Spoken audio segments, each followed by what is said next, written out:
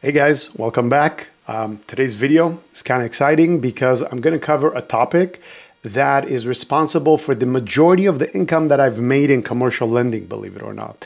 And if you don't know what that is, that's going to be my actual term sheet, which is something that I put together on every single deal. So there's a lot to be learned here today. It's going to be an official training video. And for those of you that are somewhat serious about diving into commercial lending, knowing this piece of the puzzle is huge, because anything that you're going to structure which has to do with a commercial lending transaction will be based around the terms that you're going to list. It's called either an LOI, a term sheet, letter of interest, letter of intent. It's all really the same thing. And there are a few different stages in the transaction where this gets introduced. The thing is, and the reason it's actually so important, is because this locks in your compensation. If you don't know, I'm also the founder and creator of the Part-Time Commercial Lender Academy, and it's available for you via link in the description of this video if you want to learn more about becoming a part-time commercial lender. The first piece of it is really the actual terms, all right? And so the reason I put it all in a really organized manner is because once you present something to a borrower, you want to make sure that they've acknowledged it, went through it, and then ultimately signed it. And the reason being is that you don't want to get into the middle of the transaction or even towards the end, and then the borrower comes back because the lender issued the terms or maybe even the loan documents. And then they tell you, you know what, this is really different from what we've discussed. At that point, you could literally pull up a copy of the LOI and say, it actually isn't. And if anything has changed in underwriting, it basically only has to do with the dynamics of either the borrower or the property, but nothing that is different from what they've agreed to move forward with initially. And that's what makes this so important. Now, the second part is your actual compensation. And so what I do on every single one of these deals is I list both my origination and my processing fee clearly. And I also list what happens if we go through the process and different things happen in the transaction, at which point I'm still owed a commission. I do not engage in any commercial transactions without having this fully completed and executed by the borrower or the entity, because otherwise I'm setting myself up for failure. Reason is, once this gets executed with my compensation locked in, meaning I've listed everything that I'm going to be charging through this particular transaction, I actually ship this over to either the escrow or the title company, depending on who's closing on this transaction. And when I have that conversation with the borrower, I let them know that. So I say, hey, just so you know, the terms are going to come out. We're going to go ahead and review them. Once you agree to everything, you're going to go ahead and sign it. And then once you do, this is basically the document that I'm providing to the closing agent, whomever it may be. I guess it depends on which state you're transacting in, to validate that this is in fact what you and I have agreed to.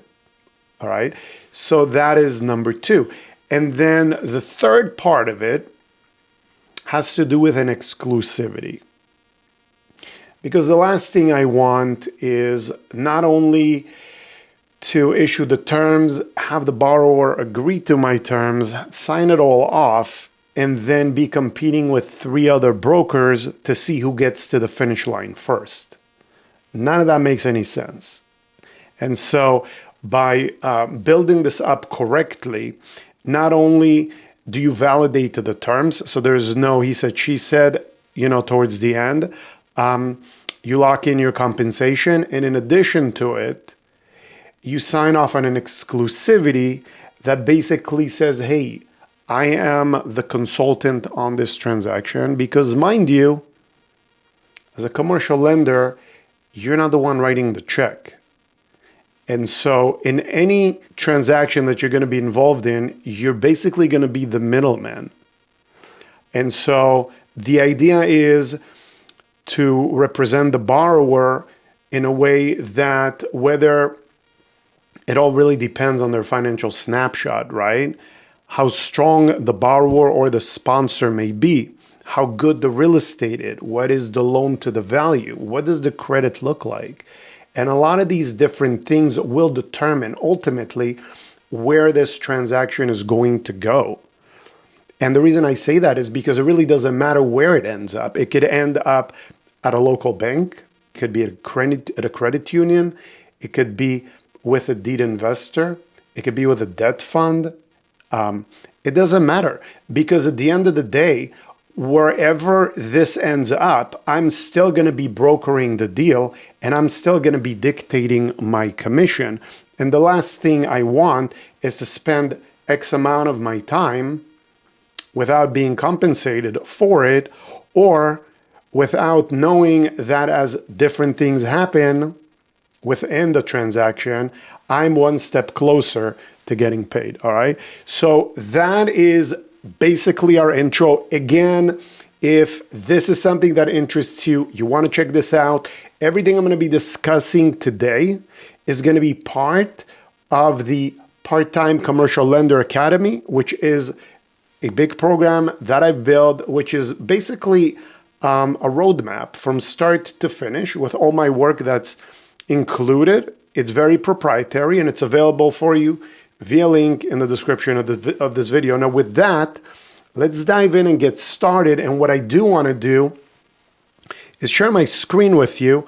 So this is actually a document that's available within the Academy. And what I want to do is kind of go through it. I did reduce it to 75% because I want to try to fit it within my frame. It is white labeled. And basically what that means to you is that because you're working as a broker, you can list the name of your company as the one who is representing the borrower. And I get this question a lot. How does that work exactly? And it would be very similar to the way a real estate agent represents a buyer or seller, right? They are not the brokerage. They are the associate of the brokerage. And then the brokerage is the one that actually gets paid, and they work for the brokerage, so whatever their split may be. Now, that being said, in commercial lending, there's only like 6 or 7 states, according to ChatGPT, that actually require you to have a license, which means that depending on which state you're originating in, you may actually work directly under your company or your LLC, in which case this term sheet would literally just list the name of your company. And so starting from the top, that's kind of what's going on up here, right? So meaning when something is white labeled, it basically is tailored to your company. When I originate these term sheets, typically what they are, and there would be an obvious question here, Zevi, like where would I even get started in terms of knowing what kind of terms I would be able to deliver, right? Is it like a phone call, or is it something that they just type up in an email and send over to me? So that is kind of a loaded question in itself. And the reason I bring that up is because it really just depends on the borrower. Now, there's a formal way to answer that, because once an initial review has been done, then, and when I say that, I mean, when a file is submitted initially, not even pushed to underwriting, just submitted, there's an initial review that's done. And I'm not going to elaborate it too much in this particular video, but at some point, the lender may feel comfortable issuing their own LOI, which has nothing to do with this, all right? Because if a borrower is shopping and I can take a look at their documents, again, all part of the part-time commercial lender academy, not something that I'm going to elaborate a lot in this video, but once I get comfortable with what I see, I will issue an LOI for two reasons. Number one, I'm getting comfortable with the borrower. What I see is in line with a deal that I'm likely to be able to put together. And number two, I want to be able to show them that we are able to perform for them. Think about it for a moment. When somebody is shopping for financing, they're talking to multiple people. Once they sign my LOI and my exclusivity, they're dealing directly with me. Now, if there's a very good chance that they're going to qualify based on what I see, I want to lock up the deal and move forward. And that's another reason why I'm going to issue my LOI. So it really depends on who the borrower is, kind of what their timeline is, and how quickly I want to move. The terms do not come from me. They would be coming from a lender of choice because, again, we're a broker. And then what I would be doing is listing them to the T in addition to other things that are not listed within the lender's LOI to make sure that there's never any misunderstanding.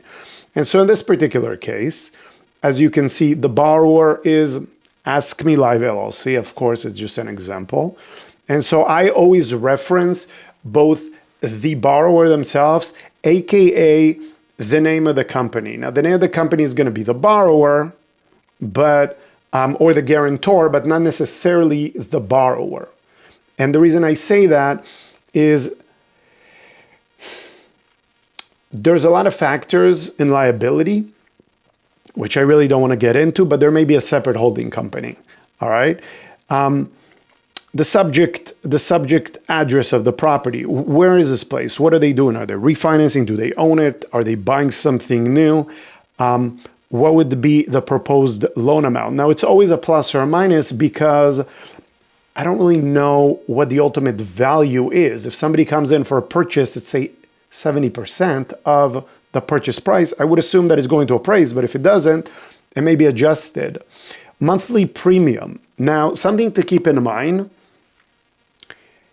commercial loans are amortized over 25 years. All right, so when you finance apartment buildings, you could do a 30-year amortization. Most other real estate and commercial lending is going to be amortized over either 20 or 25 years, depending on term. So when you calculate the payment, make sure that it's calculated correctly. It's a first lien position as a collateral with a prepayment of a 5-year step down. The thing is here, every commercial loan typically comes with some kind of a prepayment penalty. There is more to be said about that, but we're just going to be moving on. The loan to the value. How much are we willing or able to land on this particular transaction? And the actual term and the rate. Now, when it comes down to terms and rates, might be a little sticky. It is subject to change because typically until the time that it's locked, the market is moving. So we're not promising anything. Here's the big thing. There is the origination fee of the lender and there is the origination fee of the broker. Now, in this particular case, you're seeing a 2 and 2. That's completely not typical unless we're running like a hard money deal. Typically, what you will see is lenders charging anywhere between one half a point to a point, closer to the half a point, all right? And so it does give you plenty of room as a broker to at least charge 1.5%, depending on the loan amount, plus your processing fee, as you can see here. And I do not start any transactions with anyone once they sign this unless I legitimately get a check for $1,500, because I will either do the processing depending on the size of the file. If it's a very large deal and I want to have full control, I may actually do it. But 90% of the time, I'm going to assign it to my processing team. And the second they start working on it, I would like for them to get paid. So it's quite interesting. You can't do that in residential. It would be considered illegal. But you can absolutely do it in commercial. And so That's why I keep telling you guys that when I was able to finally grasp what's available on the commercial side, it really changed everything, because there's so many different factors that make this very flexible. And people do view you very differently, not so much as a commodity like a residential loan officer, but more of a specialist. And that's why you're able to go in there, dictate, do everything that I'm telling you guys, because they do need somebody who's going to be able to push this along, lead this forward. And that's the skill set that you will develop by being able to do this. Of course, the borrower pays for all the third party fees, just like any other transaction. Now, in this part right here, we're letting them know that this is not a commitment to lend, right? Just by signing this does not mean we're giving them a loan. There's a million other things that need to get approved before this is going to be a full commitment. All right, this is simply a framework of an engagement. And there is other things that need to come into play by third parties like title insurance, property insurance, other documentation, final approval, all these other things. All right. So that basically just sets the stage for the initial term sheet, which has nothing to do with the exclusivity, which is what I want to talk to you guys about next. And ultimately, I do have the borrower sign this and the actual company who's going to be the borrower on the file. And that's it for that. So with that, let me switch it over to the exclusive authorization and fee agreement. All right. So here we are. Now this is different.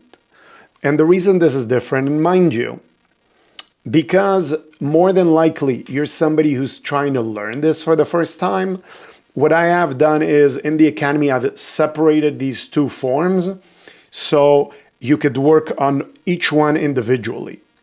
But to me, when I put this together, they are actually combined. So the first basically page and a half is my LOI, letter of interest, letter of intent.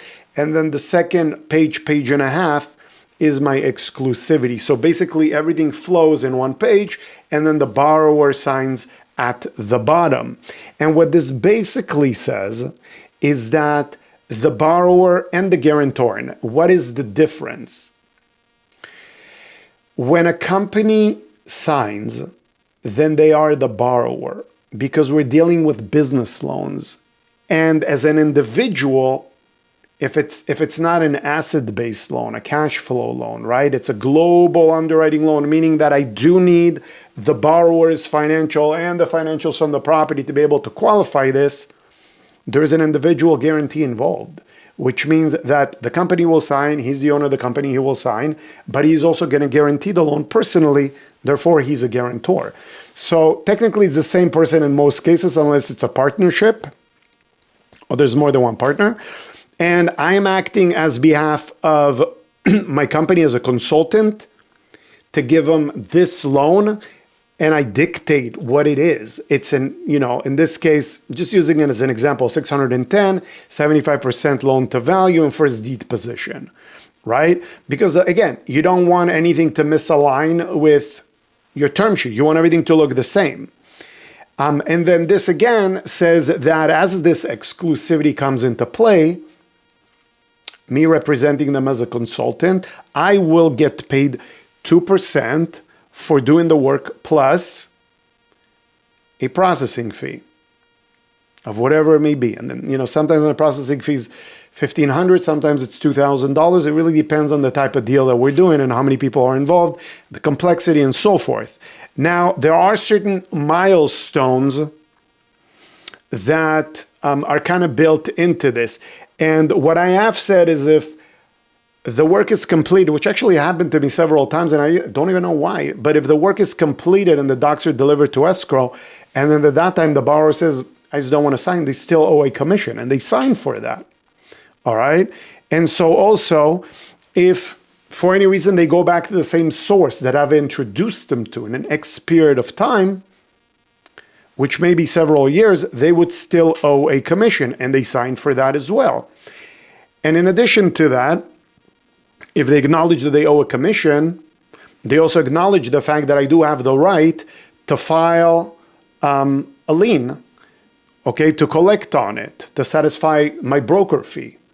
So they literally sign on all that. And now you can, or depending on how sensitive you are with the borrower, I mean, if you wanted to remove some of this stuff, you could.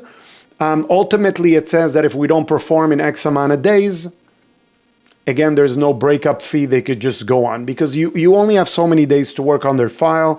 And if you can't perform, then you got to let them out. Now, typically, I don't even remember that I've ever had to enforce this because the people that I work with typically are people that want to do business with me. And if I sense friction, I rather let them go than try to have a legal battle. But when people sign something, they automatically register the fact that they're more obligated to you than if it's just like, you know, something in thin air, right? And it makes you look a lot more professional as well. The fact that everything is lined up, the fact that they agree to everything and that you can submit it to the escrow and the title company, that at closing, there's not even a conversation.